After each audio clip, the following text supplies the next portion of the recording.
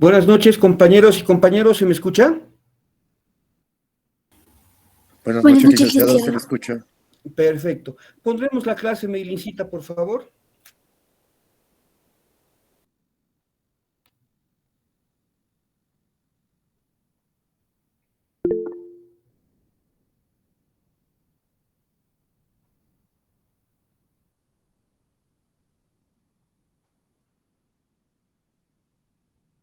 Muchas gracias.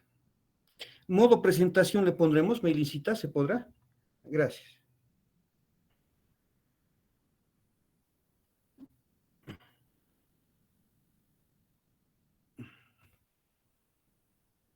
Bien.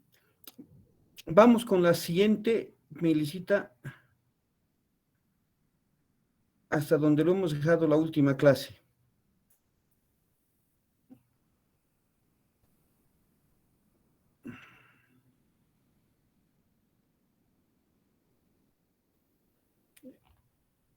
Eso es. La anterior, por favor, la anterior. La anterior.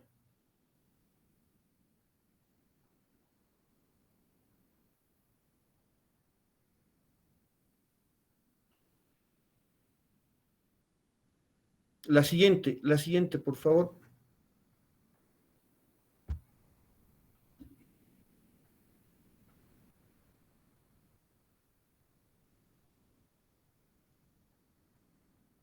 Meilincita. Licen, entonces, la clase 1 se lo compartiría, Sí, la clase 1, porque por ahí nos favor. quedamos. Sí, la clase 1, la clase 1. No hemos terminado, por favor, gracias. Mm, Ya, Lice.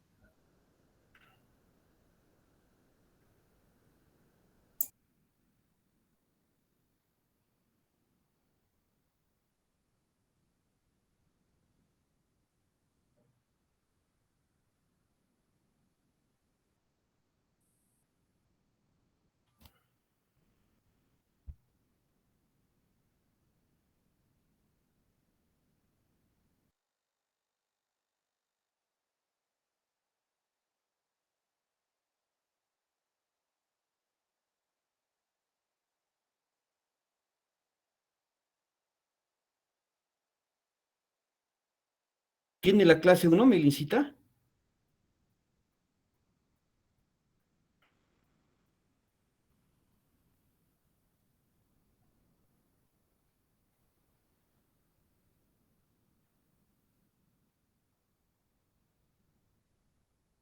Exactamente, muchas gracias. Ahí, en esa.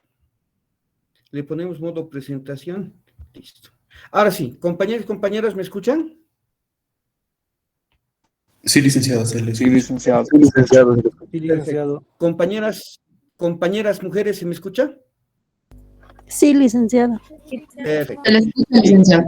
Bien, gracias. Gracias. Mil disculpas por el retraso, el tráfico está horrible. Esperemos que no se repita. Bien, entonces, la última clase habíamos quedado viendo la definición de economía fiscal y siempre cuando estudiamos una rama tan importante como la economía fiscal o la economía monetaria o temas cambiarios, etcétera, conviene nomás tener bien clarito el campo del estudio de la economía fiscal, de la economía monetaria, etcétera. Hemos definido economía fiscal y nos hemos quedado viendo que hay tres elementos importantes que salen de la definición. Primero, que la economía fiscal se nutre de la teoría económica y de la política económica, ¿no?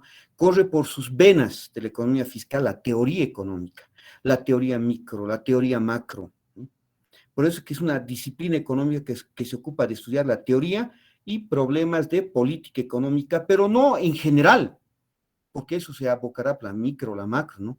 Sino, no en general, sino problemas de política económica emanados y aquí es un gran objeto de estudio de la economía fiscal, ingresos, gastos y entradas recuperables, ¿no? Entonces hemos dicho los instrumentos fiscales. ¿De quién? El sector clave de estudio es el sector público. El sector clave de estudio es el sector público. ¿Saben qué? Les quiero comentar, me quiero detener acá un segundito cuando hablo del sector público. es que tengo harto material para el control de lectura, a tal extremo que estoy tratándome de organizar. Pero independientemente que, como les he anunciado, sean 2 capítulos de las memorias de la economía boliviana, que ya mañana les vamos a pasar, ¿no es cierto? Tengo un otro documento que vamos a leerlo de pronto para el segundo control de lectura, que es justamente el Informe Fiscal Financiero 2021, donde está la estructura del sector público, ¿no? Les voy a pasar ese documento para que lo vayan viendo, donde está la estructura del sector público en Bolivia, que yo lo llevo de manera muy pedagógica, muy interesante, ¿no? En Economía Fiscal 1, ¿ya? Me encantaría ahorita compartir con ustedes esta explicación, pero la verdad que sería un poco irnos a otra materia que ustedes ya la han llevado el anterior semestre, y estoy seguro que los docentes que les han dado han repasado con ustedes la estructura del sector público en Bolivia, ¿no? Una pregunta al curso, ¿han visto en Economía Fiscal 1 la estructura del sector público en Bolivia? Respóndame sí o no nomás, por favor. Respóndanme. Sí, licenciado. ¿Sí? ¿Han visto la estructura del Sí, sector licenciado. público? ¿Ya? Entonces, si han visto, les hago una preguntita. A ver, si ustedes ven, les he dicho la anterior clase que una fuente primaria para conocer la estructura del sector público en Bolivia es el clasificador institucional del presupuesto general del Estado. Pero la mala noticia es que si ustedes se van al clasificador institucional, ustedes dirán, ¿por qué yo enseño en Economía Fiscal 1 la estructura del sector público en Bolivia? Porque si ustedes se van al clasificador institucional del PGE, ¿ya? Van a ver que ahí hay una lista plana de todas las instituciones públicas. ¿Mm? Entonces, lo que yo hago es un ordenamiento, un arbolito genealógico, donde están toda la estructura del sector público en Bolivia.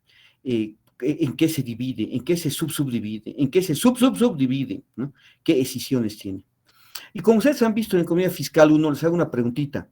La primera división grande, porque tiene muchas ramificaciones, ¿no? El sector público, pero al decir yo de divisiones y subdivisiones, no me refiero a un listado de todas las instituciones, ¿no es cierto? Digamos, los ministerios, ¿en qué se divide el Ministerio de Economía y Finanzas Públicas? No, Ministerio de Economía de Planificación del Desarrollo, no, sino bolsones institucionales, ¿no es cierto? No ejemplos de instituciones, eso sería para repasar todo un día, ¿no? Por ejemplo, ¿cuáles son los 2 grandes componentes del sector público en Bolivia? Esito más quiero ver que esté en su cabeza. El sector público en Bolivia se divide en 2 grandes componentes. ¿Cuáles son, por favor? ¿Quién se anima a decirme un hito? Sector Aquí, público financiero. ya, gracias, Rodrigo. El sector público financiero. Y por lógica, el otro, ¿cuál va a ser? El no financiero, licenciado. El no, gracias, Rodrigo. Lógico, ¿no? Y ahí lo dejaremos, ¿no? Porque si no sería avanzar lo que yo avanzo en Economía Fiscal 1, ¿no? Los 2 grandes componentes del sector público es el sector público no financiero, ¿no? El sector público no financiero y el sector público financiero, o algunos libros prefieren llamarle sector público no financiero e instituciones públicas financieras, pero es el sector público financiero, ¿no es cierto? Y, por ejemplo, en macro, ustedes que han visto macro 1, macro 2, en macro, básicamente, el profesor de macro, cuando se refiere al sector público, más que nada se refiere al sector público no financiero, porque dentro del sector público no financiero es el conjunto de instituciones, ¿no es cierto?, que ejercen las grandes funciones fiscales, que como ustedes han debido ver en Economía Fiscal 1 en un segundo capítulo, ¿cuáles son las grandes funciones fiscales? La función asignadora, ¿cuál otra? ¿Qué otra función fiscal hay? Las grandes funciones fiscales, ya les he dado unita, la función asignadora. Han debido leer el Musgrave en eso, por ejemplo. ¿Cuáles son las otras funciones? Distribuidora. Ya, muy bien, la función distribuidora, otra. ¿Alguien? Estabilizadora. Estabilizadora, las 3 grandes funciones, ¿no? Asignadora, estabilizadora y distribuidora. Algunos libros, especialmente en Europa, ponen una 4ª función que es la reguladora, por ejemplo, ¿no? Bien, entonces, este es el sector público, que sería bueno que den una repasada siempre a su cuaderno de Fiscal 1. Yo les voy a pasar ese arbolito genealógico, ¿no? Entonces, hemos escudriñado la definición de economía fiscal. La siguiente, Melicita, por favor. La siguiente, por favor. Ahora sí. En 1.2, veamos, decíamos que el corazón de la definición de economía fiscal son los instrumentos fiscales. ¿Por qué digo el corazón? Porque es básicamente el objeto de estudio, ¿no es cierto? El objeto de estudio. Decía, principales problemas de política, teoría y principales problemas de política económica emanados de los instrumentos fiscales, el gasto, los ingresos, las entradas recuperables. Entonces, vayamos pasando un poco revista rápidamente a los instrumentos fiscales, ¿no? Que para ustedes va a ser un buen repaso, porque ya lo han visto en Fiscal 1, por una parte, y por otra parte, que le he pedido a Mailing, que creo que ha dado una primera clase, también vaya repasando esto, ¿no? Por ejemplo, el primero, el gasto público, el gasto fiscal, ¿no? Un primer instrumento clave, ¿no? Fíjense usted, acá, queridos compañeras y compañeros, les voy a pedir que tengan mucho cuidado con la semántica. Al profesor de macroeconomía se le puede perdonar, son pecados veniales, el que no maneje con mucha rigurosidad alguna semántica fiscal o monetaria o cambiaria, ¿no? Porque el objeto es macro, estudiar macro. Pero en cambio, ya en economía fiscal, ¿no? La sintaxis fiscal, si quieren ustedes, la taxonomía fiscal, hay que tener cuidado en manejarla bien, porque estamos ya en economía fiscal. Y fíjense que el gasto público es un instrumento fiscal. En macro, puede ser que el profesor en macro lo llame variable fiscal. Variable macro o variable fiscal al gasto público. No es un pecado mortal, no es para morirse, ¿no? Pero nosotros llamamos instrumentos fiscales, porque hay también variables fiscales. Y las variables fiscales son aquellas que salen como producto de la conjugación, de la coordinación, de la operación, de la interacción de los instrumentos fiscales. Por ejemplo, si hay una interacción, si hay una conjunción entre los gastos y los ingresos, se puede producir, por ejemplo, un déficit o un superávit fiscal. Y esas ya son variables fiscales. Déficit o superávit ya son variables fiscales, porque salen de la computación de instrumentos fiscales primarios, madres, como los gastos y los ingresos fiscales, por ejemplo. Entonces, el gasto público es un instrumento fiscal, ¿ya? Su definición más elegante es aquel instrumento fiscal que expresa la asignación de recursos destinada al funcionamiento y operación del sector público en general, así como al mejoramiento, ampliación, reposición del stock de capital físico y humano para la optimización de la producción de bienes públicos y privados suministrados públicamente y prestación de servicios. Una definición maravillosa del gasto público. Una definición maravillosa del gasto público. Aquí se pueden leer dos componentes: el gasto corriente y el gasto de capital. Primera cosa que quiero que dominen, que el gasto público, tú ves dos grandes componentes: el gasto corriente y el gasto de capital. Son como los dos grandes subcomponentes del gasto público: el gasto corriente y el gasto de capital. Les hago una pregunta. En la definición del gasto público que acabo de leer, un ratito hago un stop, me incita, una compañera escribe en el chat que algunas están esperando para ser aceptadas. ¿Puede ser? ¿Me incita?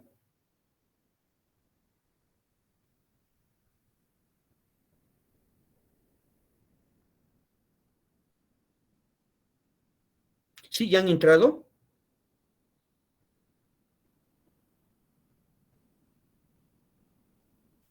Se me escucha y se me ve, ¿no, compañeras? Sí, licenciado, aceptado. Gracias. Se me escucha y se me ve, ¿no, compañeros? Sí, licenciado. Sí, licenciado. Por favor, cuando se me entrecorte la voz o no se me esté escuchando, me paran al tiro, porque no se olviden que muchas veces la tecnología nos pasa malas facturas, y a veces la red de Wi-Fi tiene altas y bajas, y a veces se va cortando la voz, etcétera, ¿no? Bien, se va entrecortando. Entonces, decía que el gasto público tiene como dos grandes componentes: el gasto corriente y el gasto de capital. Ahora, En la definición que acabo de leer de las 4 o 5 líneas, ¿no? ¿Qué me dice, qué parte de la definición, en qué parte de la definición podemos identificar al gasto corriente? A ver, o en cuál al gasto de capital, ¿en qué parte de la definición? ¿Qué me puede decir?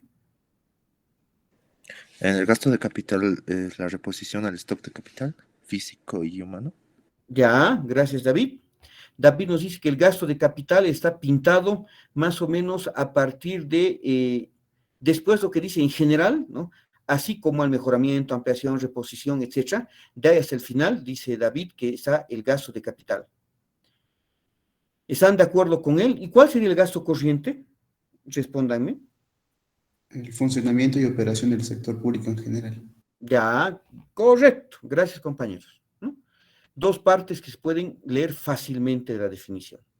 El gasto corriente, que es el que soporta, es el que soporta, ¿no? Es el que se banca el funcionamiento y la operación en general del sector público. El gasto corriente, aquel gasto que atiende a las actividades recurrentes, ordinarias, ¿no? Aquel gasto corriente que atiende todo el funcionamiento, la operación y funcionamiento básicos para que funcione el sector público. Ahora, obviamente que el gasto corriente, algunos lo satanizan o lo opacan al gasto corriente, porque evidentemente no tiene gran incidencia en el crecimiento, económico, por favor, ¿no? Entonces, pero es importante. Por ejemplo, a ver, solamente para ver en sus cursos de micro, macro, algún ejemplo. ¿Quién me puede dar, por ejemplo, un ejemplo así, aunque sea bien burdo, bien grueso? Ya vamos a ver bien ese tema. ¿Quién puede dar, por ejemplo, un ejemplo del gasto corriente? Ahora sí, un ejemplo, a ver, algún grupo presupuestario o subgrupo presupuestario que pueda ser tipificado como gasto corriente. Muchas veces nos hablan de algunos famosos. A ver, ¿qué me dice? Gasto corriente. A ver.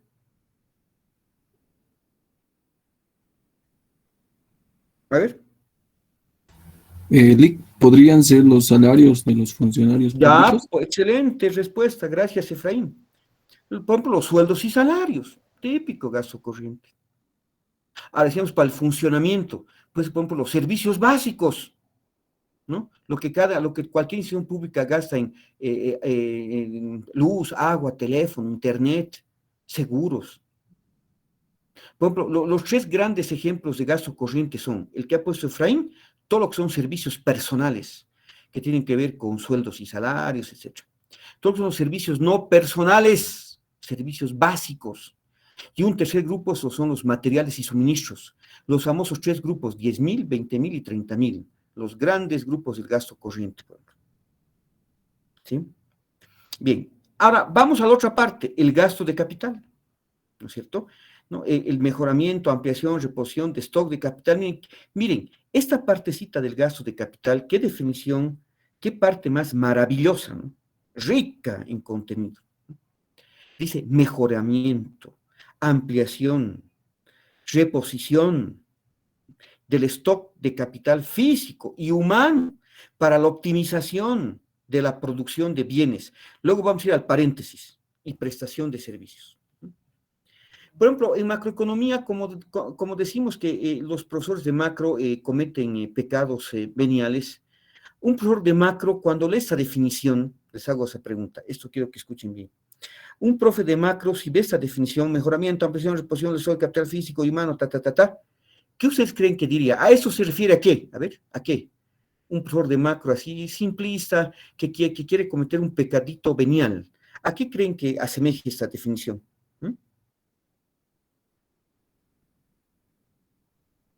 ¿A la inversión, licenciado? Correcto, gracias, Raúl. A la inversión pública.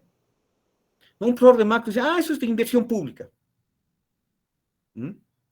La respuesta no es errada, por si acaso. La respuesta no es errada, no es que está mal, que está loco el profesor, no. Sino que puede padecer con un poquito de miopía, de rigurosidad. Evidentemente, esto huele a inversión pública. Huele a inversión pública. Ya es inversión pública. Pero lo que ocurre es que la inversión pública es un subcomponente grande, grueso, bendecido, bendito, el que más explica, si ustedes, el que en mayor medida explica el gasto de capital. El gasto de capital comprende, abraza, envuelve a la inversión pública. Y a otros dos componentes más. Entonces, eso es gasto de capital para nosotros. ¿Ya? Es el gasto de capital, que es bastante, que opaca el gasto corriente. ¿Por qué? Porque obviamente sabemos que todo gasto en inversión, por ejemplo, sí tiene una gran incidencia en el crecimiento económico. Sí tiene una gran incidencia en el crecimiento económico. ¿Estamos de acuerdo, compañeros y compañeros? ¿Sí? ¿Sí? De Sí, acuerdo. licenciado. Sí, licenciado. Y les hago Licenciado, una adelante, preguntita, adelante, licenciado. adelante, querido Raúl. Adelante, querido Raúl.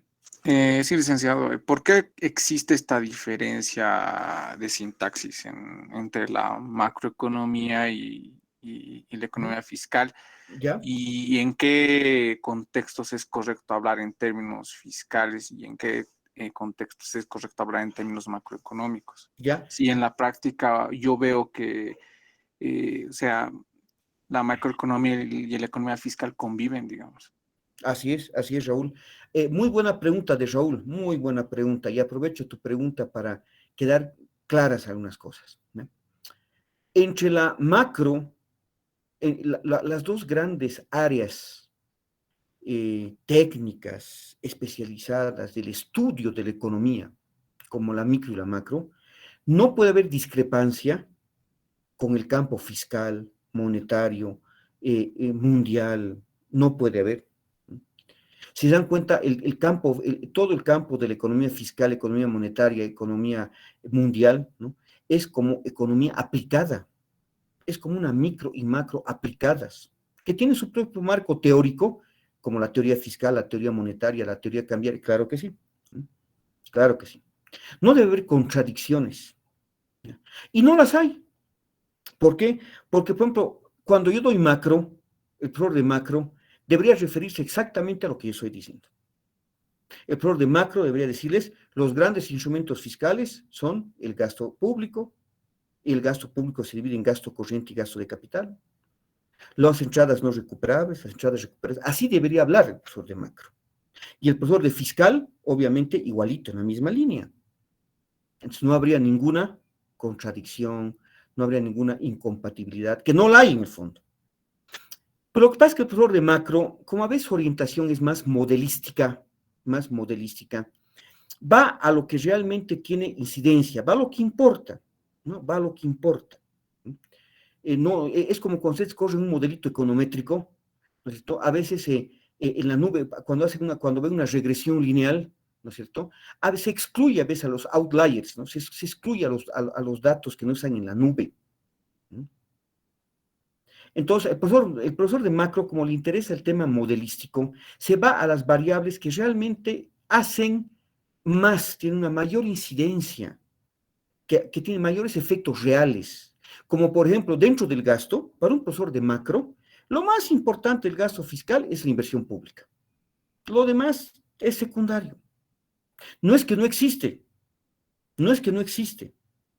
pero ese va a lo que realmente, por ejemplo, ingresos públicos. ¿Cuál es el ingreso que más le interesa al profesor de macro relevar? El ingreso que genera más platita, lo cual no está mal. Al profesor de macro le gusta resaltar aquel rubro de ingreso que genera mayores recursos. Por ejemplo, los impuestos. Si el profesor de macro dice, para él, los ingresos públicos son los impuestos, porque son los que más recursos generan, mayores efectos económicos tienen.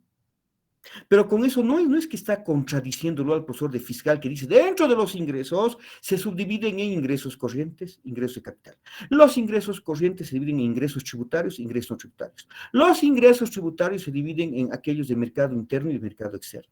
Los de mercado no, o sea, el profesor de fiscal entra con esa finura.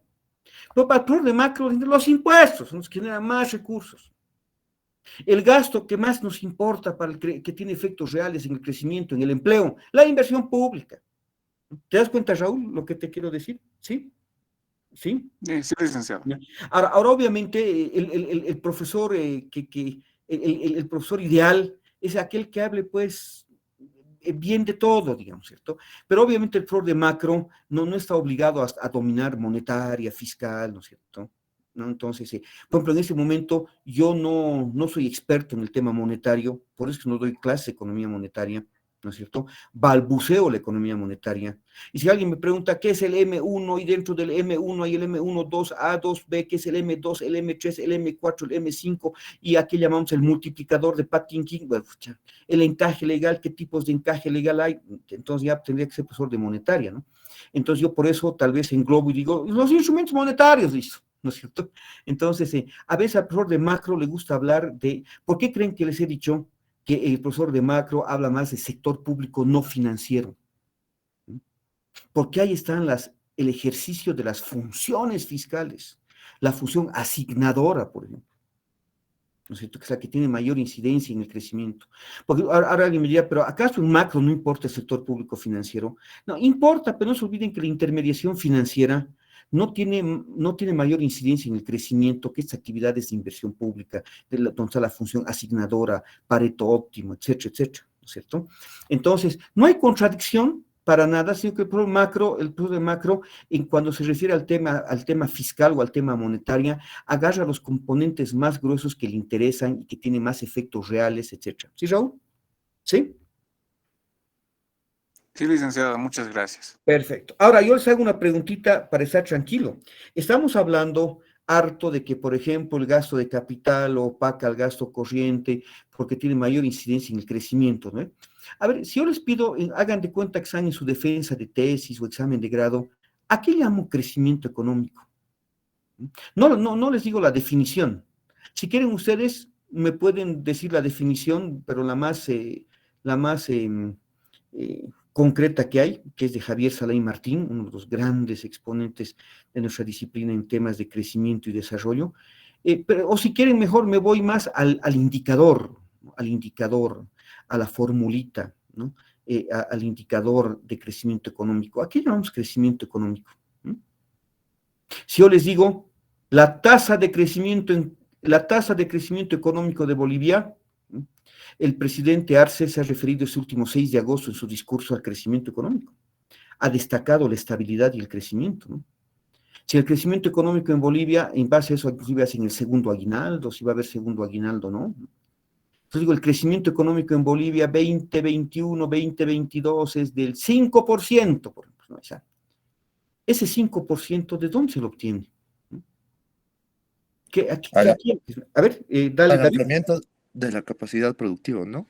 Al aumento del PIB. Ya, está bien, ya, estamos caliente acercándonos, ¿no? Y ya, David ya le está pegando a la fórmula, así que hablaremos en términos bien pedagógicos, bien escolares, bien cristianos, ¿ya? Estamos hablando ya de la fórmula. ¿Cómo calculo esa tasa de crecimiento económico? Para comenzar, iremos por lo obvio, ¿no?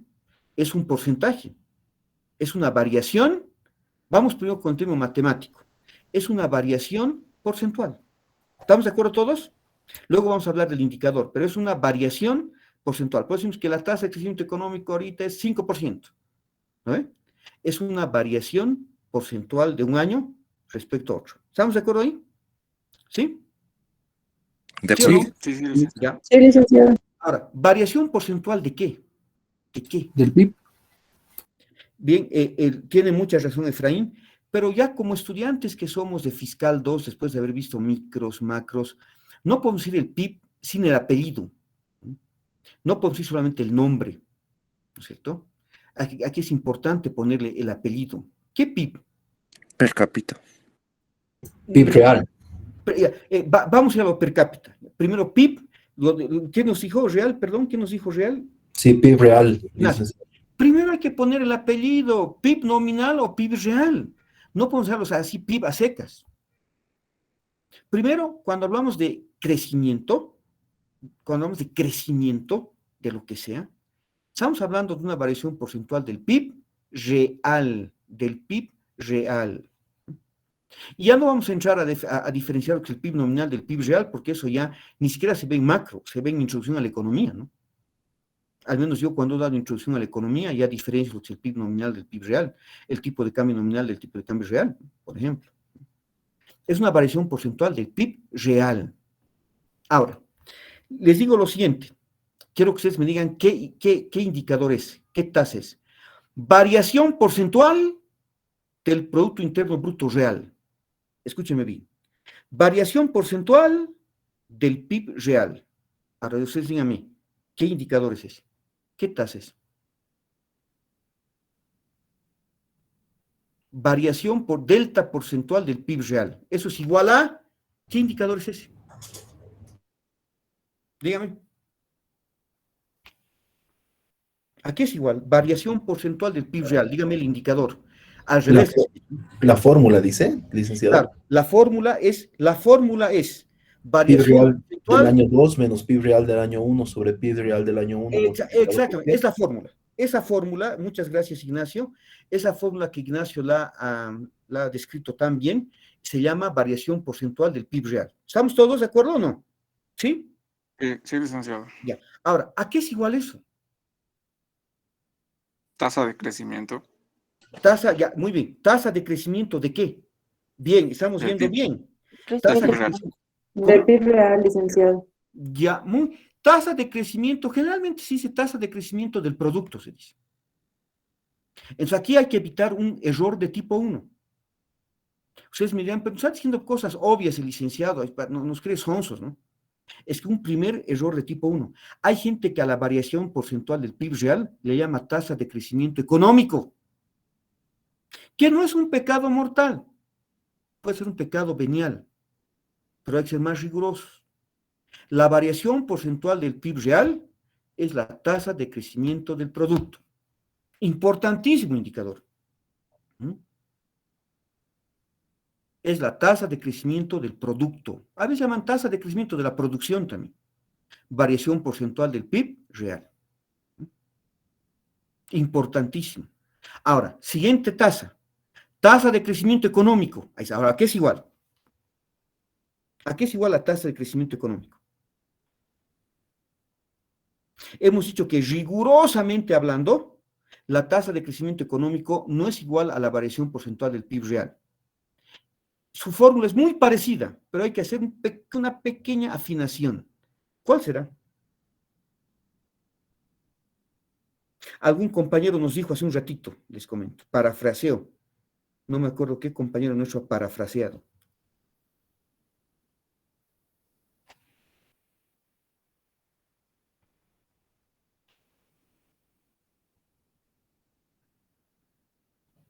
El cupo per cápita, licenciado.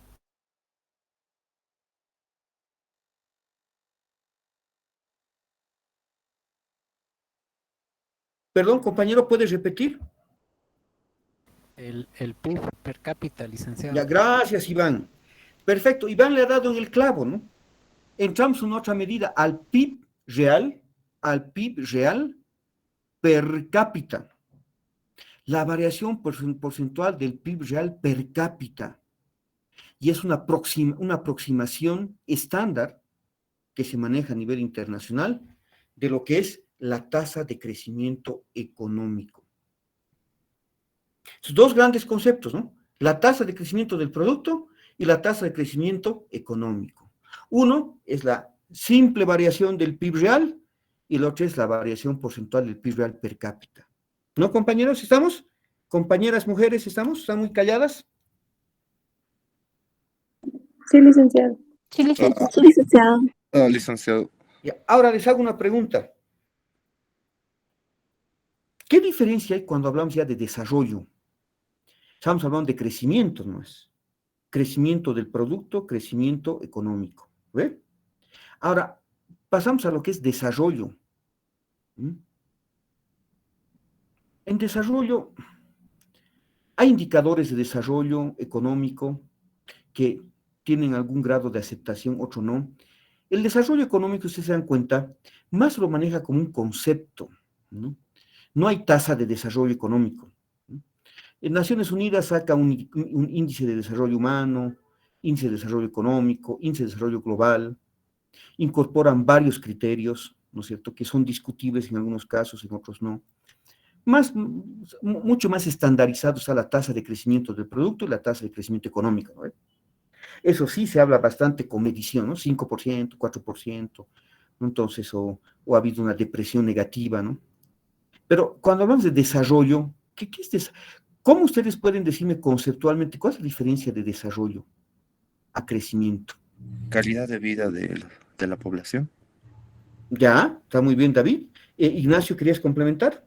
Sí, me parece que el desarrollo lo podemos ver desde una satisfacción de las necesidades básicas, que como dice el compañero, mejoran la calidad de vida, principalmente en educación, en salud y en ingresos. Perfecto. A ver, en esto, ¿saben qué? Estamos viviendo tiempos ya de simplificación definicional.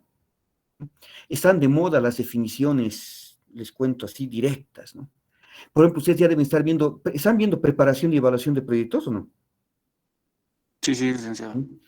Por ejemplo, les comento que hay algunos libros que definen un proyecto de inversión público-privada, definen en 3 palabras, ¿qué han dicho? Es que vemos nosotros que es un conjunto de actividades interrelacionadas que generan diferentes años del tiempo, ingresos y gastos, toda una definición, ¿no? Que donde pueden haber fácilmente unas 20 palabras, ¿no? Les cuento que hay escuelas que podemos discrepar, ¿no? Hay algunas escuelas de proyectos, especialmente la chilena y la colombiana, que definen un proyecto ya modernamente en 3 palabras. Si yo les digo, a ver, defíname un proyecto en 3 palabras, ¿imaginarían cuáles son las 3 palabras? Así, 3 palabras, ¿saben eso? 3 palabras. ¿Alguien se puede imaginar? Adelante. No, no, no, no. No, el concepto que nos plantea Ariana es muy importante. El plan o el programa de inversión es importantísimo, ¿no? El plan en cualquier institución, el programa o el plan de inversión es el conjunto de proyectos, ¿cierto? Pero un proyecto, ¿cómo se define en teoría? ¿Alguien se puede imaginar? Yo digo que la escuela chilena y colombiana define ya modernamente un proyecto de manera bien operativa, salvajemente operativa, en 3 palabras. ¿Ustedes se imaginarían cuáles son las 3 palabras? 3 palabras, no más. No hay cuarta palabra. 3 palabras para definir un proyecto. Ariana nos ha dado un buen concepto. El plan de inversión de una institución es el conjunto de proyectos, ¿no? Pero no es la definición de un proyecto, ¿no? ¿Alguien se animaría a decir cuáles son 3 palabras? Un desafío interesante, ¿no? Que con 3 palabras definamos un proyecto. ¿Mm? ¿Mm? ¿Se imaginan ustedes cuáles son las 3 palabras? Solución de un problema. Bueno, en realidad son 4 en realidad, ¿no? Solución de un problema son 4, pero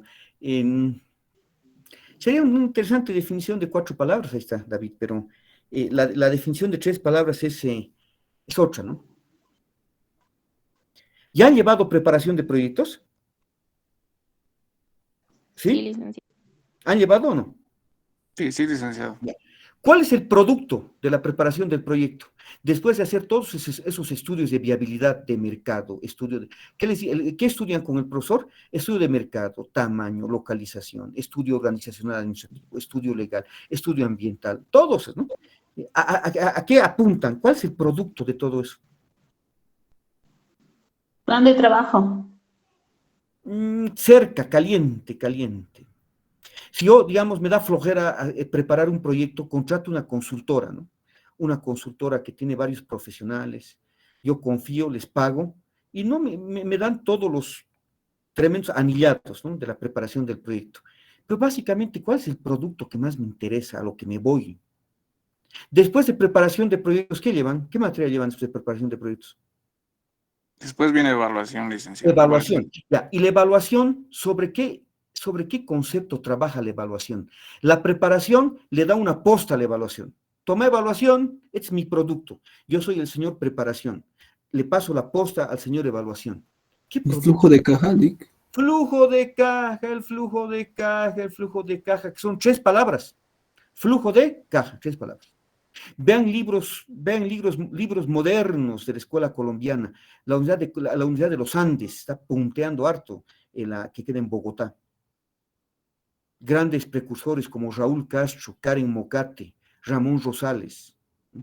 Chilenos, los hermanos Zapac Chaímpro. Modernamente definen un proyecto como un flujo de caja.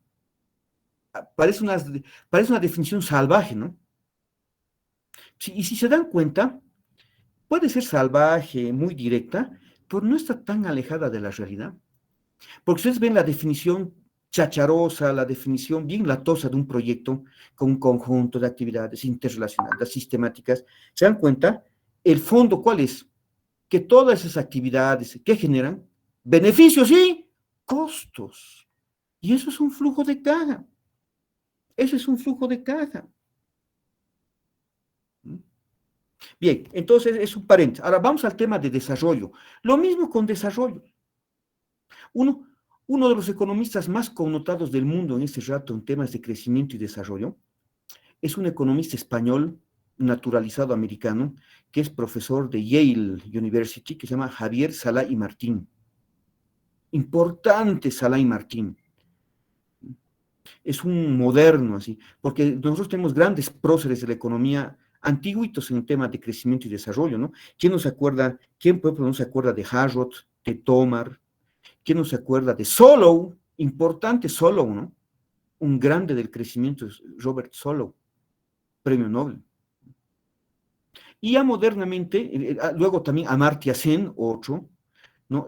Lucas y Romer, también. En macro han escuchado hablar de Lucas. ¿Han escuchado hablar de Lucas o no? Sí, licenciado.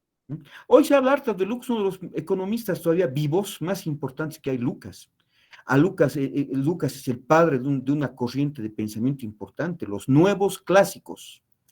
Los nuevos clásicos tienen tres grandes exponentes, Lucas, Barro, Sargent. Por ejemplo, Lucas y Romer son grandes exponentes de crecimiento y desarrollo. El paper de Long Term Returns es un paper que ha marcado época. Pero modernamente Sala y Martín es uno de los exponentes más grandes. ¿Cómo define el desarrollo? De la forma más simple del mundo, pero obviamente que encierra componentes complejos importantísimos, ¿no? Que se puede hablar un año, ¿no? ¿Por qué dice Sala y Martín? Dice, una economía alcanza un nivel de desarrollo cuando logra un adecuado equilibrio. Uy, hay una mala noticia. Porque cuando nos habla de un equilibrio, ¿no es cierto? Nos hace recuerdo, por ejemplo, a la curva de Phillips. Ya nos está hablando de un trade-off, ¿no? Un trade-off. ¿Qué es trade-off en economía? Cuando digo que hay un trade-off, ¿qué es trade-off? Cuando digo que la curva... ¿Han visto la curva de Phillips en macro o no? Sí, es un intercambio, licenciado. Sacrifico algo para obtener algo a cambio. Es un conflicto. Si Ujú. quieren, en el fondo, es un conflicto. Es un conflicto. Es un conflicto o es un intercambio. La curva de Phillips nos crea un conflicto complicadísimo, ¿no? Entre desempleo e inflación. Y en realidad la curva de Phillips, se dan cuenta, la historia es muy generosa con Phillips, ¿no? Porque todo es curva de Phillips, pero hay varios nombres detrás, ¿no? Para comenzar, hay un artículo que se llama I Discovered the Phillips Curve. Yo descubrí la curva de Phillips. Hay un economista que se llama Irving Fisher, que dice que él en realidad ha descubierto, antes de Phillips él ya hablaba de, ¿no? Y cuando viene Phillips, ¿no? Ustedes saben que el intercambio, el conflicto, el trade-off de Phillips original no era entre desempleo e inflación, ¿no? La curva de Phillips original, la curva de Phillips, o si quieren de Phillips-Fisher, ahí está, para que no se enoje Fisher. ¿Cuál era el trade-off de la curva de Phillips original? No era entre desempleo e inflación, era entre desempleo y tasa de variación de los salarios nominales. El trade-off era entre desempleo y tasa de variación de salarios. ¿A quién se le debe, pues, después la siguiente afinación, donde ya hacen un translate, traducen el trade-off entre entre desempleo y tasa de variación de salarios nominales a desempleo e inflación, ¿a quién se debe? ¿A quién se debe? A dos grandes economistas. Por ejemplo, nosotros ahora conocemos la curva de Phillips, que siempre el profesor de macro entiende que es un trade-off entre desempleo e inflación, no se debe a Phillips. Es una refinación de la curva de Phillips. Pues que algunos libros llaman, les cuento, la curva de Phillips aumentada. Llaman. Ahí se debe a dos grandes autores. ¿Han escuchado hablar de Paul Samuelson o no? ¿Sí? Sí, licenciado. Yeah. Samuelson y Solow. Samuelson y Solow. Ellos, mediante una afinación, descontando la tasa de productividad, llegan al trade-off entre desempleo e inflación. ¿Sí? Y después sigue la historia de la curva de Phillips. Por ejemplo, Milton Friedman, tiene la hipótesis de la tasa natural de desempleo, su hipótesis de la tasa natural de desempleo, lleva a que hay una curva de Phillips de corto plazo y una curva de Phillips de largo plazo. Los nuevos clásicos, Lucas, Barros, Sargent, tienen una nueva hipótesis de la curva de Phillips, que solamente hay una curva de Phillips en el largo plazo. Y ya no tienen ellos la tasa natural de desempleo, tienen la tasa NAIRU, su sigla en inglés, la Non-Accelerated Inflation Rate of Unemployment, un equilibrio entre desempleo e inflación. Tasa de desempleo no consistente con procesos aceleradores de inflación, la tasa NAIRU. Ya, los trade-offs. ¿No? Ya, volvemos ahora, cerramos el paréntesis. Cuando hablamos de Javier Saley Martín, dice que ¿qué es desarrollo? Con una economía alcanzado un adecuado equilibrio. Y ahí está metiendo el trade-off, malas noticias para nosotros. Malas noticias. ¿No? Porque está hablando Saley Martín de que puede haber un trade-off. ¿No? ¿Entre qué?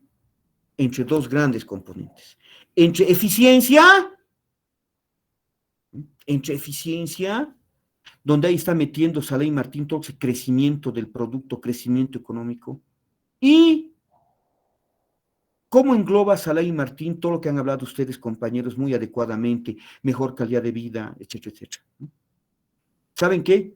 Para Saley Martín tiene un enfoque generalista, de que todo lo que es mejor calidad de vida, las personas, ¿no? Las personas tienen una mejor calidad de vida, tienen una mayor prosperidad, un mayor progreso, se han aprovechado el conjunto de oportunidades que un policy maker les ha brindado.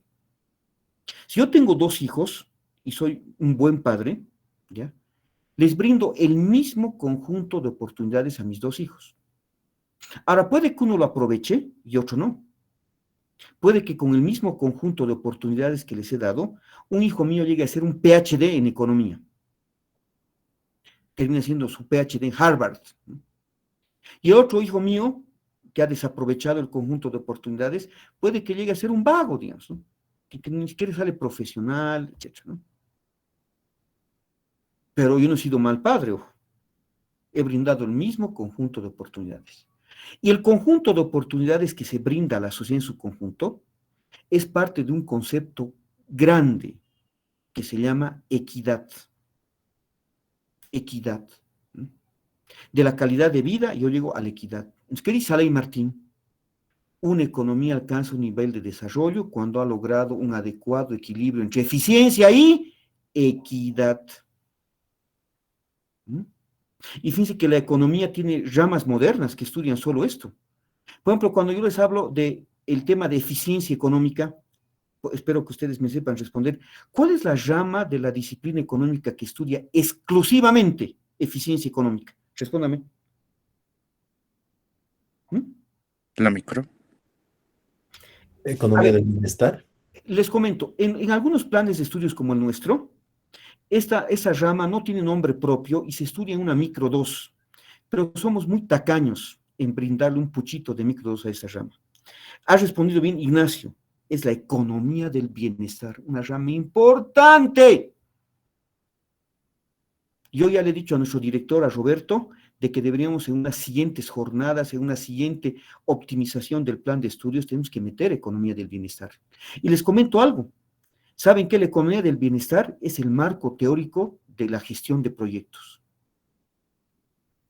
¿No? En otros lados del mundo es imposible creer que se entre a estudiar directito proyectos sin haber hecho un curso de economía del bienestar.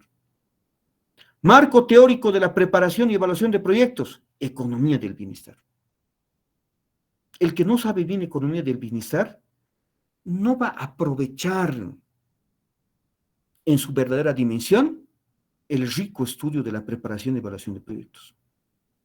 Hay que saber economía del bienestar para saber qué es un flujo de caja, una razón precio-cuenta de eficiencia, un precio-cuenta de eficiencia, lo que llamamos precio-sombra.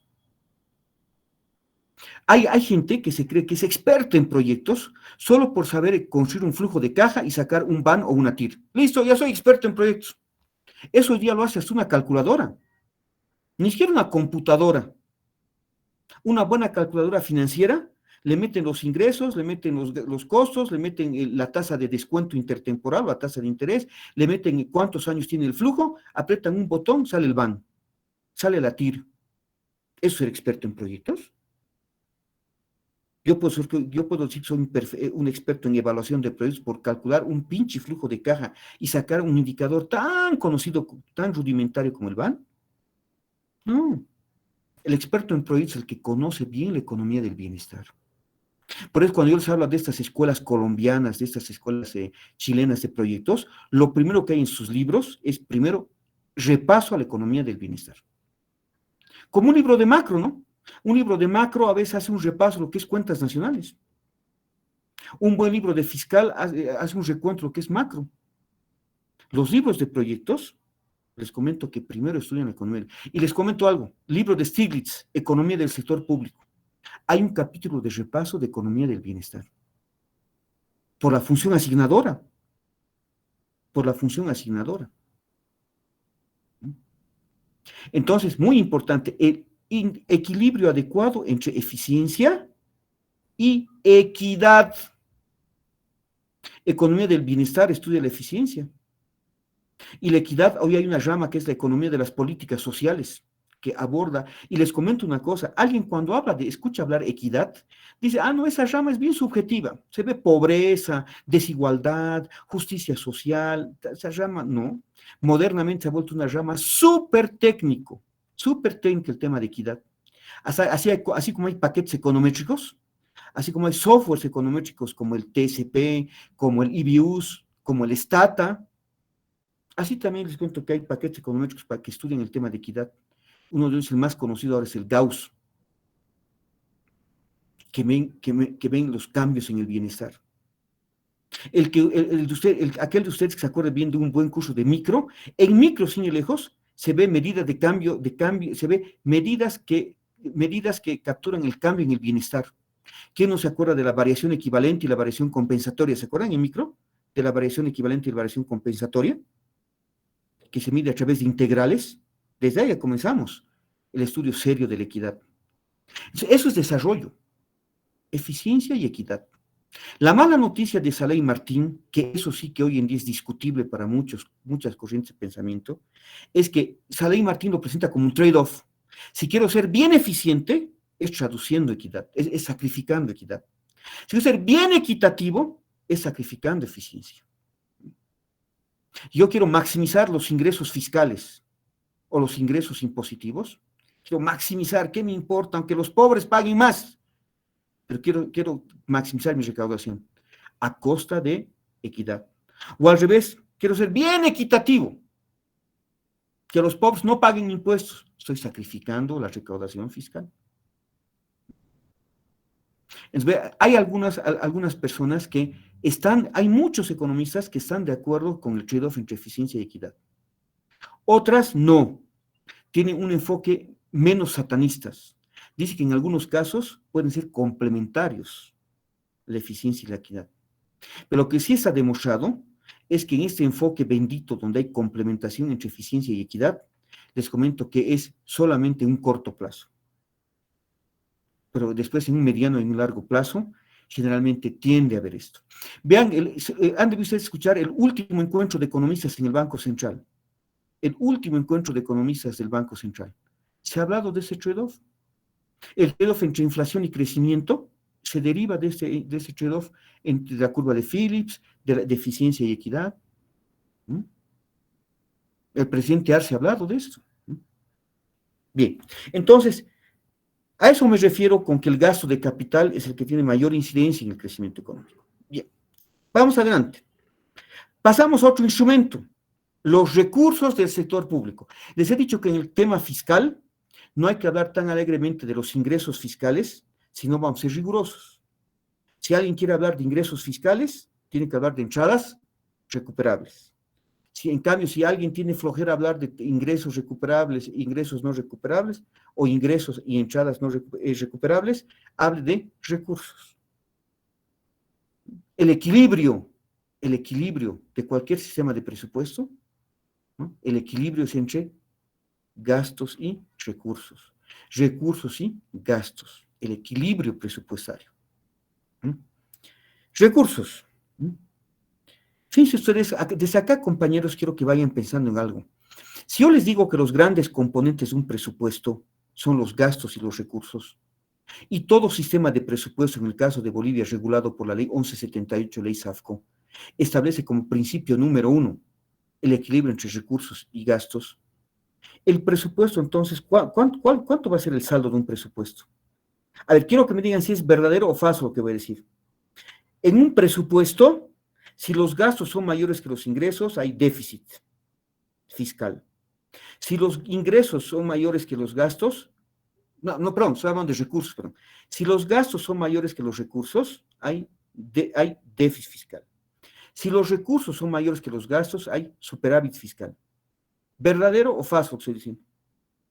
Cierto. Verdadero, licenciado. Cierto, verdadero. Vuelvo a repetir la pregunta.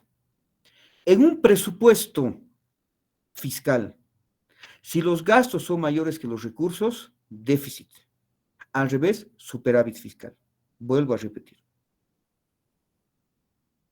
Y les complemento, el principio número de un sistema de presupuesto es el equilibrio entre gastos y recursos. Cuando el órgano ejecutivo manda el presupuesto al órgano legislativo, a la Asamblea Legislativa Plurinacional, para que se emita la ley financiera, los gastos y los recursos, ¿cómo son? Digamos, los gastos es 1 millón de bolivianos, ¿ya? Los recursos, ¿a qué tienen que ser igual? 1 millón de bolivianos igual. Al millón de bolivianos. Cuando el órgano ejecutivo manda el presupuesto al órgano legislativo, ese presupuesto tiene que estar equilibrado. Por eso dice, pues, equilibrio entre gastos y recursos. Es como en micro 1. Vamos a resolver un ejercicio de maximización de la utilidad. Maximizar una función de utilidad que depende de Q sub 1 y Q sub 2, son Q sub 1 al cuadrado por Q sub 2, sujeto a el equilibrio de la restricción presupuestaria. Y igual a P sub 1 por Q sub 1 más P sub 2 por Q sub 2. Si es igualdad, aplico Lagrange. Si es desigualdad, Kuhn-Tucker, ¿no? Acá igual, equilibrio presupuestario. Gastos igual a recursos. Si los gastos 1 millón de bolivianos, los recursos 1 millón de bolivianos. El órgano ejecutivo no manda al legislativo. ¿Saben qué? Estoy mandando el presupuesto un poquito desequilibrado. Los gastos son 1.200.000 y los recursos son 1 millón. ¿Y sabe qué? Perdónenme, por favor, ya voy a encontrar el equilibrio pronto, ¿ya? Y les aviso. ¿Hace eso el órgano ejecutivo? No. Mande el presupuesto equilibrado. Gran confusión entre ustedes. Entonces, ¿a qué llamo el déficit? ¿Dónde se da el déficit fiscal? Si siempre, vean ustedes la ley financiera, vean ustedes una ley financiera, la cantidad de gastos es 1 millón de bolivianos, la misma cantidad de recursos. ¿Sí o no? Respóndame, ¿sí o no? Sí. Entonces, ¿dónde es el déficit? ¿Qué tanto hablamos? El déficit fiscal, la gestión 2021 es 9,2% del PIB. O el superávit fiscal el año 2014 era 2% del PIB. PIB nominal, ¿no? Por si acaso. Cuidado, hay mucha gente. Cuando se dice que un déficit es 3% del PIB, ¿de qué PIB es? Nominal. Porque el resultado fiscal es el resultado de un ejercicio fiscal en bolivianos corrientes de cada año. Entonces, no puedo mezclar papas con tomates, chicha con limonada. Si el ejercicio fiscal es fruto a la operación de bolivianos corrientes de cada año, entonces si el gasto es mayor que el ingreso, ese monto se lo calcula como porcentaje del PIB nominal. ¿No ve, compañero? ¿Está claro eso, no ve? ¿Sí o no? ¿Sí? Sí. El PIB está en bolivianos corrientes. El PIB nominal, el PIB real en bolivianos constantes. Aquí estamos hablando de bolivianos corrientes de cada año, es el ejercicio fiscal. ¿Estamos de acuerdo, compañeras y compañeros, en esto? ¿Sí? Sí, licenciado. Compañeras del estamento femenino. Sí, licenciado. ¿Sí? Ya. Bueno, ahora vuelvo a la pregunta. Entonces, ¿dónde se origina el déficit y el superávit? Si siempre tiene que estar equilibrado el presupuesto. Y esto tiene, para que vean, es importante que ustedes estudien todas sus materias. Esto tiene que ver con, a ver, escúchame, les voy a dar una pista. Lo que ocurre es que el déficit y el superávit fiscal no se leen del estado financiero llamado presupuesto. El déficit y el superávit no se leen del estado financiero llamado presupuesto. Se leen de otro estado financiero que lo hemos mencionado hace un momento, cuando definíamos lo que es un proyecto. Ya les doy la pista. Díganme, ¿de dónde leo yo el déficit y el superávit? ¿De dónde leo? Ya les doy la pista, Flujo de caja. Del flujo, bueno, flujo de caja, así de manera bien directa, se llama en el caso de un proyecto. Aquí se llama, tiene varios nombres. Algunos le llaman el flujo de fondos financieros. El flujo de fondos financieros del sector público. Otros le llaman el balance financiero del sector público. Pero en el fondo es flujo de caja. Hablando acá son quitados, flujo de caja. ¿Ya? De ahí se lee. ¿Por qué? Porque el flujo de caja, el flujo de fondos, solamente contempla lo que son los gastos y lo que son los ingresos. Y si esto no les han enseñado en Fiscal 1, en Finanzas Públicas, que es una rama de la teoría fiscal, me doy un tiro. Las operaciones por encima de la línea. ¿Han escuchado el concepto por encima de la línea? Eso tenían que haber estudiado. Las operaciones por encima de la línea. ¿Qué está por encima de la línea? El flujo de caja, los gastos y los ingresos. Si los gastos son mayores que los ingresos, déficit. Si los gastos son menores que los ingresos, superávit. ¿Y qué es lo que pasa con superávit y déficit? ¿Qué pasa si los gastos son mayores que los ingresos? Ese déficit, ¿qué demanda? Financiamiento por debajo de la línea. ¿Y cuáles son las fuentes de financiamiento del gasto? Yo les digo. ¿Cuáles son les hago esa pregunta. Una pregunta bien obvia, ¿ya? ¿Cuáles son las fuentes de financiamiento del gasto? ¿Cómo financio mi gasto? ¿A través de qué?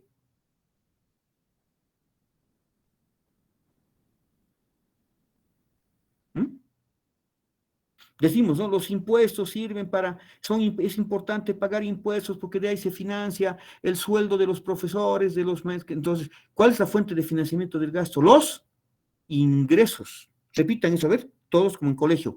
¿Cuál es la fuente de financiamiento del gasto? Dígame todos. Los ingresos. Los ingresos. Los ingresos es fuente de financiamiento del gasto. Desgraciadamente, muchas veces los ingresos no alcanzan a cubrir los gastos. Mis ingresos son 7, mis gastos son 10. Es un déficit de 3. Ahora, ese déficit tiene que ser financiado. Ahora, siguiente pregunta. ¿Cuál es la fuente de financiamiento del déficit? Ya no me pueden decir ingresos, ¿no? Ya no me pueden decir ingresos. Deuda interna. La fuente de financiamiento del déficit son todo lo que llamamos entradas recuperables, dentro de las cuales, por ejemplo, están las operaciones de endeudamiento. La generación de endeudamiento, deuda interna, deuda externa, la deuda con el Banco Central o cuasi fiscal. ¿No? Y esas son las operaciones por debajo de la línea. Por encima de la línea, flujo de fondos. Se genera déficit o superávit. Por debajo de la línea, se financia o se rescata. Si hay déficit, coloco deuda. Hay superávit, rescato deuda por debajo de la línea. Por debajo de la línea están las entradas recuperables, que son las que incrementan pasivo, deuda, o decrementan activos financieros, cuando vendo títulos, valores, etc. Y el presupuesto comprende todo. El presupuesto comprende el por encima y el por debajo. El presupuesto comprende los gastos, los ingresos por arriba, ¿no? Las entradas recuperables que financian el déficit por abajo. Pues que el saldo en el presupuesto es cero. ¿Han entendido, compañeras y compañeros? ¿Han entendido? ¿Sí? Sí, licenciado. ¿No? ¿Han entendido, compañeras, el estamento femenino? Sí, licenciado. ¿No? Sí, Por eso, licenciado. por eso que cuando ustedes escuchen déficit fiscal, ustedes tienen que saber que eso sale del flujo de fondos del sector público, no del presupuesto. Por eso que hay un otro error, estamos hablando de errores semánticos. Hay gente que dice el déficit presupuestario. Horrible. El presupuesto no tiene déficit. No hay déficit presupuestario. Es déficit fiscal. Y se entiende que es el resultado del flujo de fondos, que puede ser déficit, puede ser superávit. El presupuesto que engloba lo que está por debajo de la línea más, las entradas recuperables que financian el déficit, todo engloba el presupuesto, el saldo es cero. Y por eso se manda así el presupuesto del órgano ejecutivo al órgano legislativo. ¿Y por qué creen que el gobierno, cuando proyecta el escenario macro, el PFF, ya vamos a hablar harto del PFF, el Programa Fiscal Financiero, que firma el Ministerio de Economía y Finanzas Públicas y el Banco Central, ya proyecta el déficit fiscal para la gestión 2023, va a ser del 5%. Ya estamos proyectando que nuestros gastos van a ser mayores a nuestros ingresos, en una cuantía del 5% del PIB nominal. Pero nuestro presupuesto también ya estamos poniendo por debajo de la línea cómo vamos a financiar ese 5%. A través de deuda interna, deuda externa, deuda con el Banco Central, venta de activos financieros, ¿no ve? ¿Sí, compañeros y compañeros? ¿Estamos? Sí, licenciado. ¿Ya? O Sí, sea, licenciado. nunca tienen que decir que la fuente de financiamiento del gasto, pero nunca tienen que decir que la fuente de financiamiento del déficit son los ingresos. Uno escucha siempre a menudo eso. ¿Cuáles son las fuentes de financiamiento del déficit? Los ingresos. Uy. Los ingresos ya se han computado con los gastos para dar déficit. El déficit necesariamente demanda financiamiento. Y los ingresos, qué pena, ya se agotaron. Y hemos dicho que son menores que los gastos. Si ustedes, hasta en su economía personal, ¿no? Si ustedes tienen su sueldito, ya trabajan algunos, su sueldito es 100, necesitan gastar 120, ¿qué hacen? No van a robar, ¿no ve? No tienen otros ingresos. ¿Qué hacen? Me prestaré platita de mi papá, de mi mamá, me presto plata del banco, ¿no? Me quiero comprar un auto que cuesta 15 y tengo 10. Me presto 5 del banco, ¿no ve? ¿Sí? ¿Sí o no? Sí, licenciado. Perfecto. Ahora veamos los recursos del sector público. ¿Qué son los recursos del sector público? Entrada de fondos. Entrada de fondos, dice, están leyendo la lámina, ¿no? Los recursos del sector público, entrada de fondos a cuentas fiscales que originan dos tipos de instrumentos. Miren, qué interesante esto. ¿Qué son los recursos del sector público? Entrada de fondos a cuentas fiscales que originan dos tipos de instrumentos. Los ingresos públicos o denominados entradas no recuperables. ¿Qué son los ingresos públicos o su apodo? ¿Ya? Entradas no recuperables. Es entrada de recursos a cuentas públicas que tienen un carácter no recuperable. ¿Qué significa no recuperable? Que no afecta la estructura de activos financieros ni pasivos del sector público. No generan deuda. Es una entrada limpia, una entrada genuina a las cuentas públicas, con o sin contraprestación. O sea, los ingresos públicos son entrada de recursos a cuentas públicas que tienen un carácter no recuperable. ¿Qué es no recuperable? Que no genera un incremento de pasivos ni decremento de activos.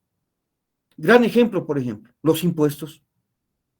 Cuando pagamos todos los impuestos y entran al tesoro, ¿se incrementa la deuda? ¿Se incrementa la deuda? No. No. ¿Tienen que vender activos el sector público? No. Es una entrada completamente limpia. Es una entrada no recuperable. ¿Por qué entrada no recuperable? Porque no afecta ni activos ni pasivos. Es una entrada, es como dice el libro de Stiglitz, medio jocosamente, es como un robo a los pobres contribuyentes, ¿no? Es un efecto renta, como digamos en micro, uno, ¿no? A la Slutsky, es un efecto renta puro, ¿no es cierto? Un efecto renta puro. ¿Estamos, compañeros y compañeros? ¿Sí? ¿Sí? Sí, licenciado. Ya. Ahora hay otro componente, las entradas recuperables. Para que las entradas recuperables y las no recuperables estén en el mismo componente que son recursos, tienen que tener algún común denominador, ¿no? Tienen que parecerse en algo. Si no, no valdría la pena que estén en el mismo componente, en el mismo instrumento, que sean parte del mismo instrumento como los recursos. ¿Cuál es el común denominador? Que ambos son entradas de recursos a cuentas públicas. Si yo me quiero comprar un auto y me faltan 5, porque vale 15, $5,000 me falta, me voy a prestar al banco, hago todo el trámite, cumplí todos los requisitos y estoy yendo a que me desembolse el banco mercantil, digamos, el préstamo.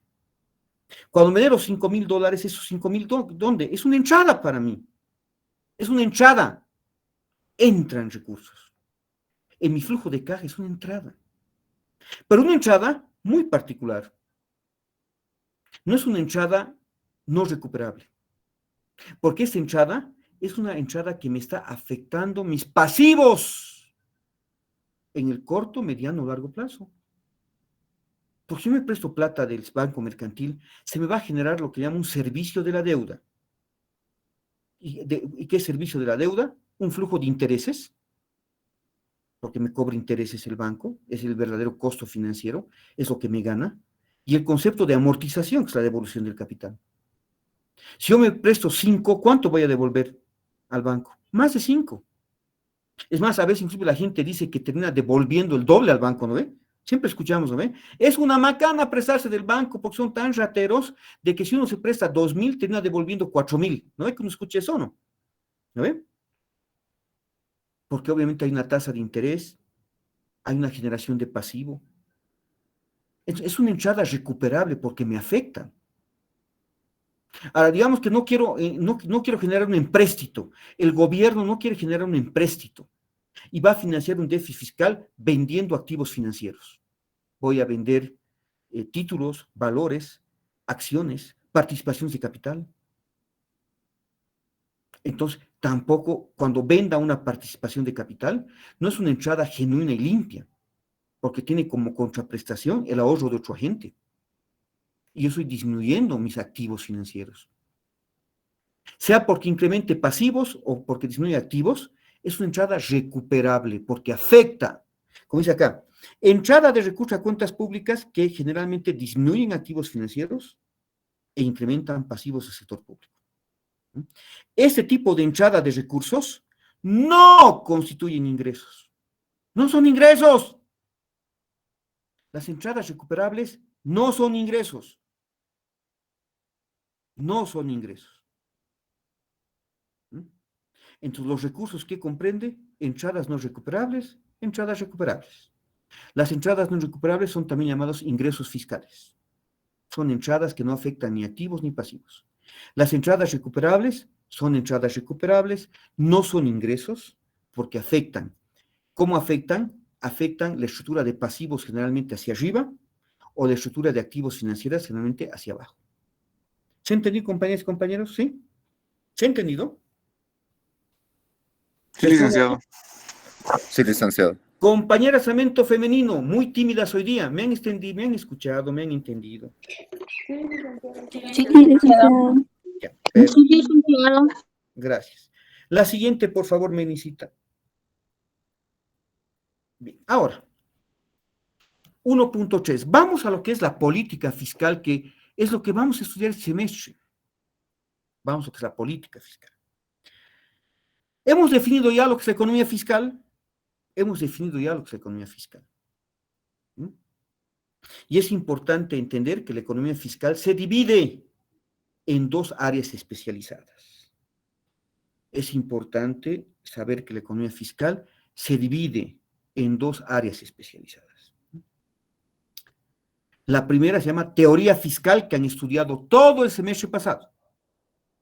Han estudiado de febrero a junio teoría fiscal.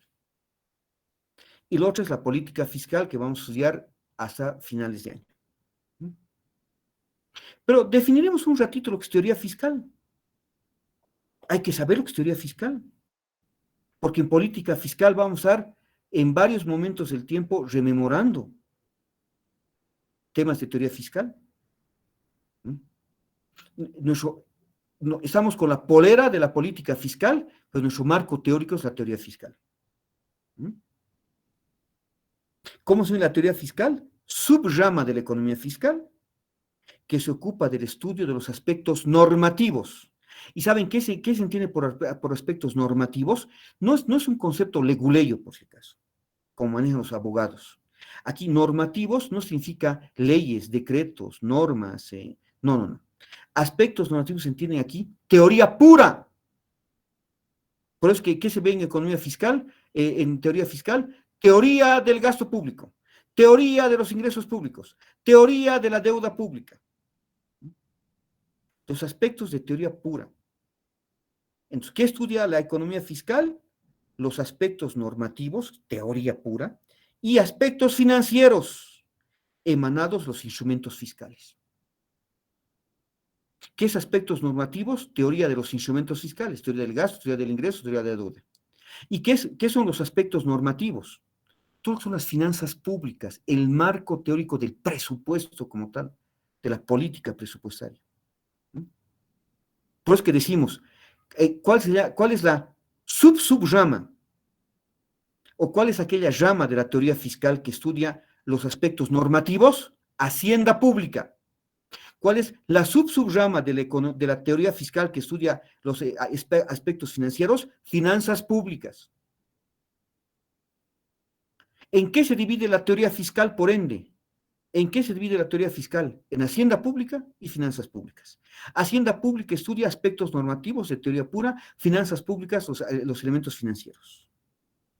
¿Sí? ¿Estamos ahí, compañeros y compañeros? ¿Sí? Clarísimo, licenciado. Perfecto. Sí, licenciado. Gracias. Ahora, vamos a la política fiscal, que está acá con letra verdecita, resaltado. ¿Qué es la política fiscal? Subrama de la economía fiscal que se ocupa. Aquí, fíjense, una gran diferencia, tanto en fiscal como en monetaria, la semántica. ¿Qué es teoría? Estudio, estudio, estudio, estudio. Teoría monetaria, estudio. Cuando decimos teoría monetaria, tiene que ser la palabra estudio. Cuando decimos la teoría cambiaria, tiene que ser el estudio. Cuando decimos la teoría fiscal, tiene que ser la palabra estudio. Como en proyectos, ¿no? ¿Se acuerdan en proyectos? Preinversión, ¿se acuerdan? Una fase del ciclo de vida, ¿no? La preinversión, ¿se acuerdan o no? ¿Sí? ¿Han escuchado la preinversión? Ciclo de vida del proyecto, ¿no ve? ¿Sí o no? Sí, licenciado. Sí, sí. Pues la preinversión, ¿qué se hace en la preinversión? Se estudia. La preinversión es estudio, estudio. En la preinversión no estamos hablando de la ejecución de la obra, de la pala picota, la construcción del camino, la construcción de la escuela, no, se estudia. Teoría fiscal, estudio. Teoría monetaria, estudia. ¿Qué estudia la teoría fiscal? Los aspectos normativos, hacienda pública, teoría. Los aspectos financieros, finanzas públicas, de los instrumentos fiscales. Ahora, en las definiciones de política fiscal, política monetaria, política cambiaria, cambia un poco la semántica. Ya desaparece, si quieren ustedes, la palabra, rigurosamente desaparece la palabra estudio. Y aparece otra palabra, que es el análisis. ¿Qué es la política fiscal? Subrama de la economía fiscal, que se ocupa del análisis de la aplicación. Aquí ya se habla de aplicación. Análisis de la aplicación. Ya hemos estudiado. No vamos a estudiar toda la vida, ¿no? Aburrido sería. Ya hemos estudiado en la teoría, ¿ya? Análisis de la aplicación. Fíjense qué interesante. Discrecional y no discrecional. Ya vamos a ver esto. ¿Qué es discrecional? Aquello que surge de una voluntad política, un tema volitivo. Yo quiero ir al cine hoy día. Mi voluntad política es ir al cine hoy día. Yo quiero ir al cine hoy día. Un tema volitivo. Es una decisión discrecional. Pero digamos que voy al cine, ya no hay entradas, no hay campo, ya ni modo, me voy a comer una hamburguesa. El comer hamburguesa no era un tema discrecional mío, sino entonces es un tema no discrecional. No, he ido a comer hamburguesas porque como quería ir al cine y no había entradas, ni modo me he ido a comer hamburguesas. O sea, la ida a comer hamburguesas, la actividad de la comida de hamburguesas, ya es no discrecional, porque no nació de la voluntad política inicial que yo tenía. Entonces, esta aplicación puede ser discrecional, fruto de la voluntad política del policy maker fiscal, o no discrecional. De los instrumentos fiscales, ¿cuáles son los instrumentos fiscales? Dígame, por favor. Dígame los instrumentos fiscales de forma gruesa, que pueden utilizar 2 o pueden utilizar 3 palabras, por favor. Dígame, instrumentos fiscales, dígame. Dígame, instrumentos fiscales. Dígame, ¿cuáles son los instrumentos fiscales, por favor? Gasto corriente. Gasto de cada. No. Ya está bien, si quieren subdividir ya no importa, pero digamos, vamos a las categorías gruesas, a ver. Si manejamos categorías gruesas, pueden darme 2, o si no, si alguien quiere, 3, digamos. Digamos que yo les digo obligatoriamente, 2. ¿Cuáles tienen que ser? Gastos y recursos. Muy bien.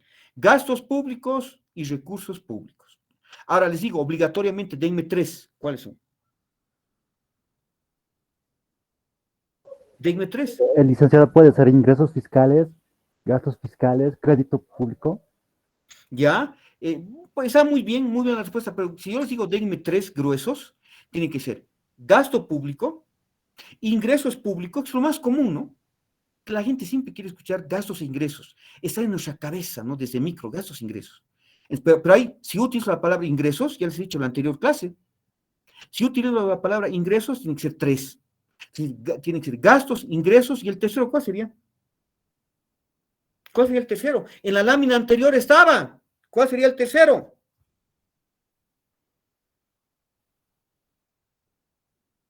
¿Cuál sería el tercero? Recursos, licenciado. No. Quiero solamente 2, ¿ya? Gastos fiscales y recursos fiscales. O gastos fiscales y recursos del sector público. Generalmente se llama recursos del sector público, ¿ya? Repítame, quiero 2, solo quiero 2, repitan. Quiero 2, denme los 2. Gastos y recursos. No, pero con más bonito, gastos fiscales y recursos del sector público. A ver, quiero 2, denme esos 2. Gastos fiscales y recursos del sector público. Bien.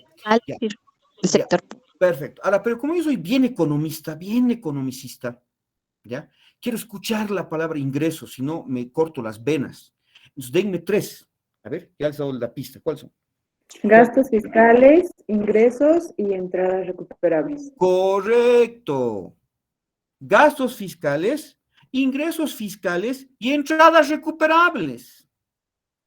Claro, dentro de las entradas recuperables a la deuda, la venta de activos financieros, ¿no? Pero el nombre global es entradas recuperables.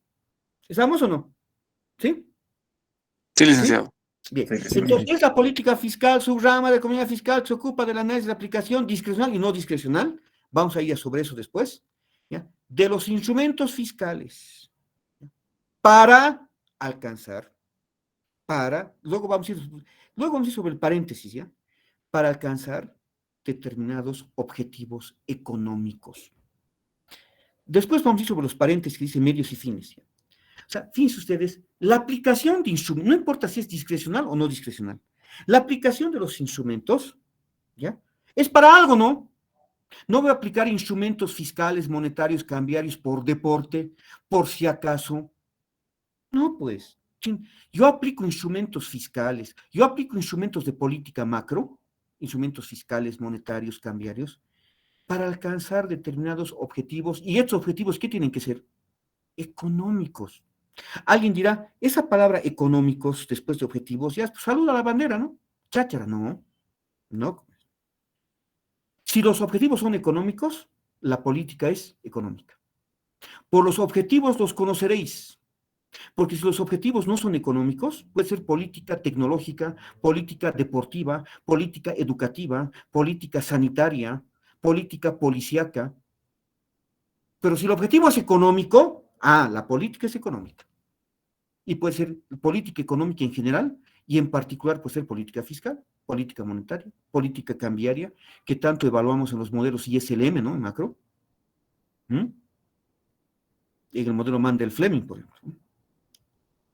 Y esto compartimos con la definición de política monetaria y política cambiaria, por ejemplo, ¿no? Determinados objetivos económicos. También eso persigue la política monetaria. También eso persigue la política cambiaria. ¿Por qué hablo tanto de política fiscal, monetaria y cambiaria? Porque son las tres políticas macro como más importantes, no lo digo yo. Vean el programa fiscal financiero que firma el Banco Central con el Ministerio de Economía, habla de las tres: política fiscal, política cambiaria, política monetaria. Vean el MESC, el modelo económico, social, comunitario, productivo, política fiscal, política monetaria, política cambiaria. Entonces, fíjense ustedes de que aplico discrecional y no discrecionalmente instrumentos para alcanzar determinados objetivos económicos. Ahora, esos instrumentos se llaman medios. Y en la jerga de política económica, ¿quién ha acuñado estos términos? Un economista que es uno de los padres de la política económica, se llama Jan Tinbergen, un economista holandés conocido, Tinbergen. Tinbergen dice: instrumentos fiscales son medios y los objetivos son los fines. Pues a veces decimos los fines justifican los medios, ¿no es cierto? Entonces, ahora, ¿qué hay? Para ya terminar la clase, no se preocupen, les robo solamente 2 minutitos. Ahora, aquí hay 3 elementos importantes. Me quiero quedar con un hito nomás de ellos. La siguiente, por favor, Meilencita. La siguiente, por favor. Ya. ¿Saben qué?